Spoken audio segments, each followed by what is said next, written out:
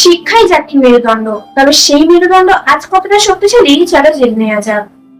প্রতিদিন হাজার হাজার শিক্ষার্থী স্কুল বা কলেজে আসে তাদের নিজেদের স্বপ্ন নিয়ে। কেউ ডাক্তার হতে চায়, কেউ ইঞ্জিনিয়ার হতে চায়, আবার কেউ দেশের জন্য নানান কিছু করতে চায়।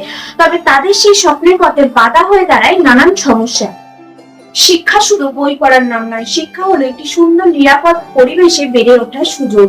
একটি জাতির উন্নতি নির্ভর করে তার শিক্ষার উপর, আর শিক্ষা ব্যবস্থার অবনতি মানে শুধু শিক্ষার্থীদের দুরবস্থা নয়, আমাদের সমাজে আমাদের সকলের দুরবস্থা। হ্যাঁ, আমরা স্বাধীন, তবে আমরা সত্যিই কি নিরাপদ? দৈনন্দিন জীবনে সংবাদপত্র অথবা সামাজিক যোগাযোগ মাধ্যমে আমরা প্রায়শই দেখে থাকি নারী নির্যাতন, যৌন হয়রানি অথবা সহিংসতার মতন এমন অনেক ঘটনা। শুধু নারী নয়, শিশুরাও এই অপরাধমূলক কাজ থেকে কোনোভাবেই বাদ যাচ্ছে না। স্কুল অথবা কলেজ পড়ুয়া শিক্ষার্থীদের সবার প্রথমে লক্ষ্য থাকা উচিত একটা সাকসেসফুল লাইফ। তবে আমরা এখন দৈনন্দিন জীবনে যখন বাইরে বেরোই, আমাদের সবার আগে মাথায় আসে আমরা নিরাপদে বাড়ি ফিরতে পারবো কি। আমাদের সচেতনতা বা সেফটির কথা আমাদের সবার আগে ভাবতে হয়। শিক্ষা প্রতিষ্ঠান মানে শুধুমাত্র পড়াশোনা করার জায়গা নয়, শিক্ষা প্রতিষ্ঠান মানে সম্মান, সচেতনতা, একতা, সহানুভূতির সঙ্গে নিজের ভবিষ্যৎ গড়ে তোলার এক পবিত্র স্থান। কিন্তু সেই পবিত্র স্থান নিয়ে যখন উঠে আসে একাধিক নিরাপত্তাহীনতার কথা, তখন শিক্ষার্থী এবং অভিভাবকদের মধ্যে উদ্বেগ হওয়াটাই স্বাভাবিক নয়। যে প্রতিষ্ঠানে জ্ঞান আর মূল্যবোধ শেখানোর কথা, সেখানে যদি শিক্ষার্থীরা নিজেদের নিরাপদে না মনে করে, তাহলে তো শিক্ষার প্রকৃত উদ্দেশ্যই ব্যাহত হয়।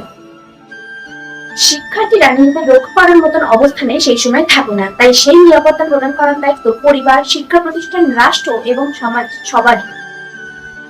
নিরাপত্তা অথবা মান সম্মানের ভয়ে লুকিয়ে থাকা বা এক পা পিছিয়ে আসা কখনোই কোনো সমাধান হতে পারে না। আমাদের এই সমস্যার সমাধান শুধুমাত্র কঠিন আইনি ব্যবস্থা নয়, নিজের দৃষ্টিভঙ্গির পরিবর্তন, পারিবারিক শিক্ষা, নিজের সচেতনতা এবং অন্যের প্রতি শ্রদ্ধাবোধ। হ্যাঁ, পরিবর্তন দরকার।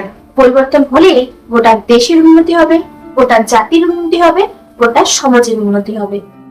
সমস্যা পোশাকে নয়, সমস্যা সেই সব মানসিকতায় যারা অন্যের স্বাধীনতাকে সম্মান করতে শেখেনি।